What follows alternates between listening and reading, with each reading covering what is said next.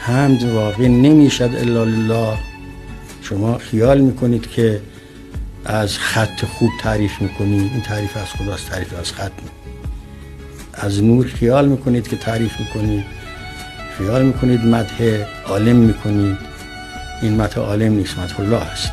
اونجا اینطور گفته میشه که تمام حمدها، هرچه حمد از هر حامدی که هست، این به او برمیگردد، برای اینکه هیچ کمالی در عالم نیست الا کمال او، هیچ جمالی در عالم نیست الا جمال او. چون چیزی نیستم.